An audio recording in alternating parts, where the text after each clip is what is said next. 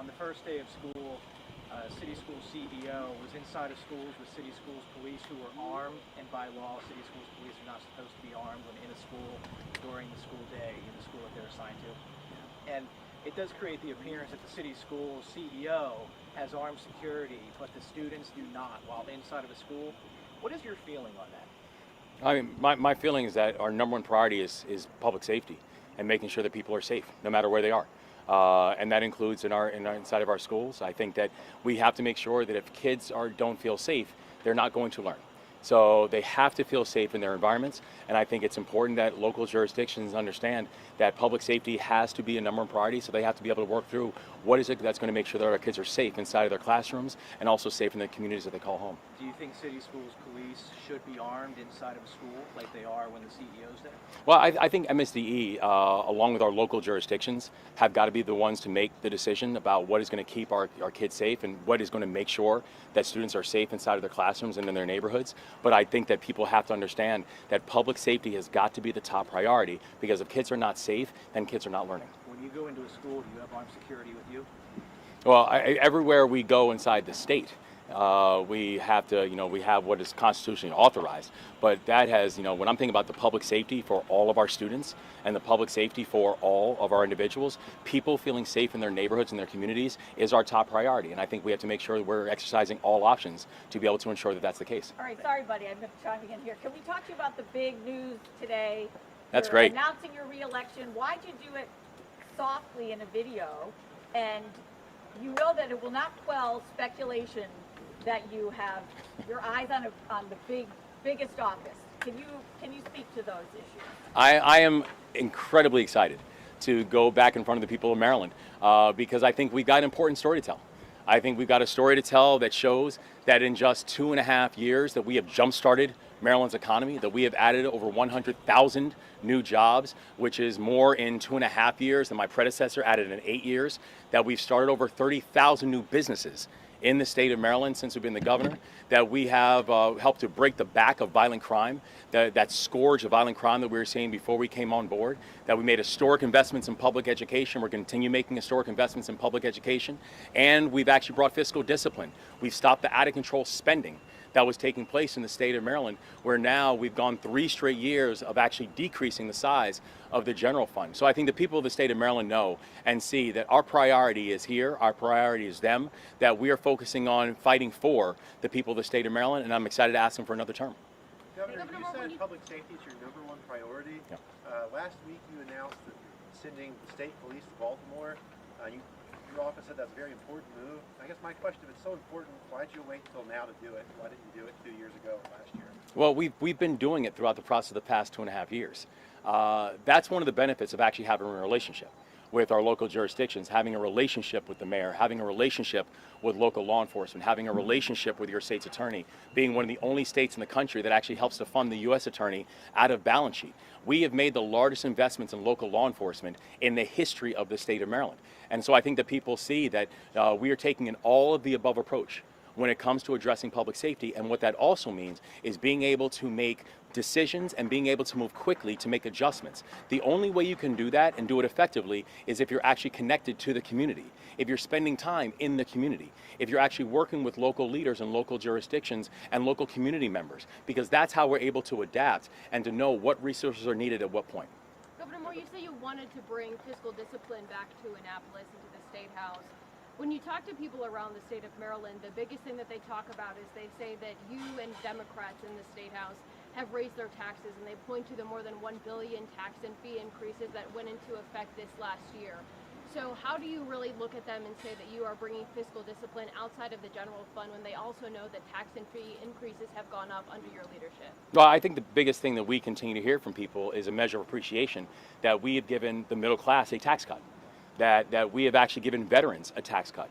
And at a time when you're watching the federal government, which is just given a tax cut to millionaires and billionaires, and in Maryland, the middle class just got a tax cut, I think middle class Marylanders appreciate the fact that we're working to bring affordability up inside of our state. It's the reason we focus on things like how are we dealing with electricity prices and energy prices and bringing them down in the state of Maryland. It's the reason we focus on things like prescription drug prices and bringing prescription drug prices down inside of the state of Maryland. And yes, it's why we've controlled the out-of-control spending that was taking place where during the time before I was governor, Maryland budget increased by 70%.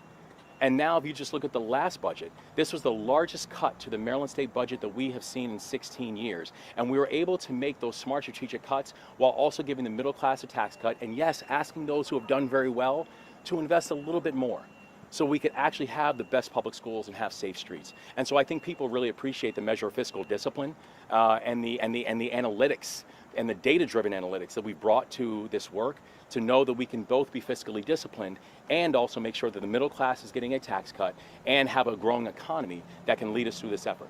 And guys, real quick, we're just going to put another mic on the We stick real quick. appreciate you guys. Sorry, That's we're all right. a little late to the party here, Governor. That's all right. Governor, what's your take on how the Hey guys, let's just wait for a second. Okay. Thank you. What's your take on how the field is shaping up? I mean, Steve Hershey announcing an exploratory committee, Ed Hale switching parties to get involved. Can you talk to us about the race here?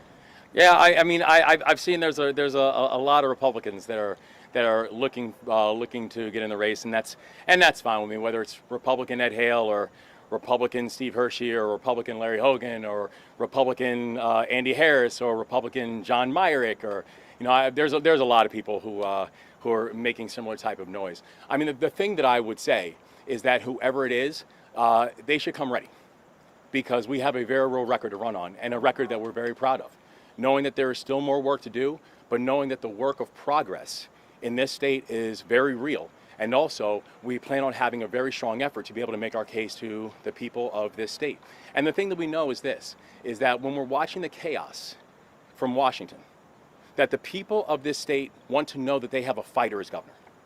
They want to know that they have a governor who is focused on things like being able to jumpstart our economy, to keep our streets safe, to focus on public education, to make sure that we are bringing fiscal discipline, when we're watching the absolute opposite from people in Washington.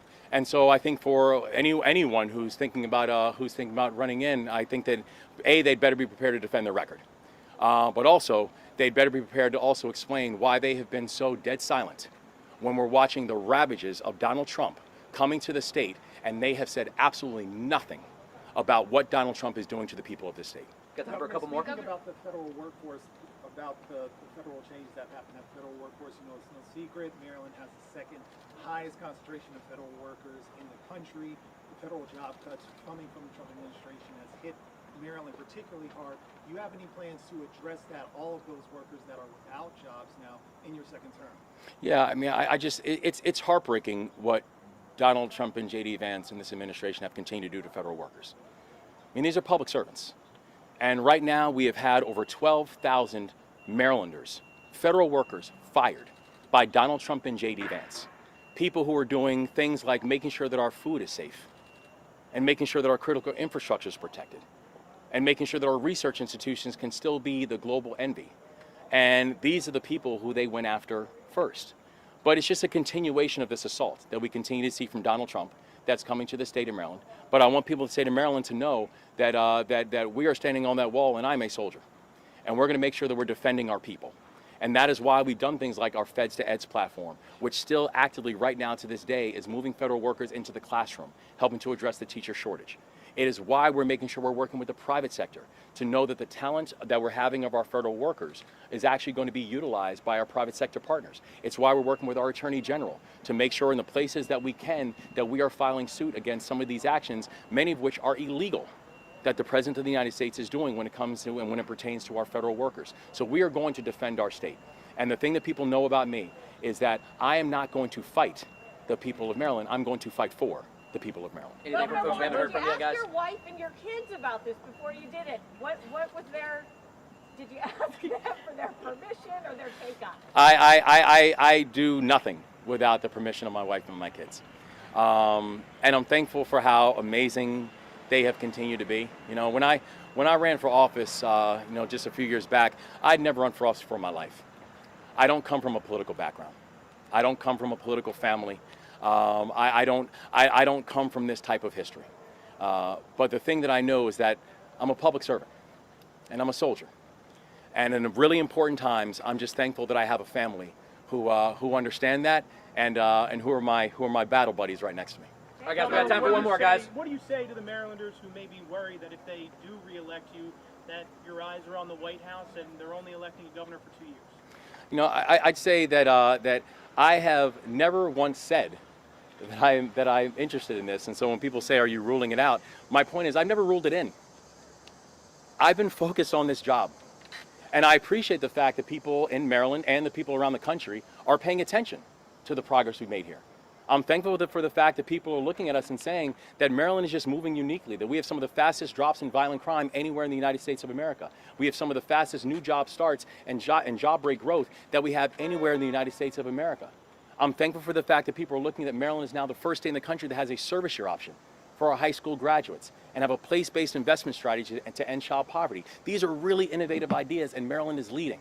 So I'm thankful that people around the state and around the country are looking at us and saying that they appreciate it and are trying to model it.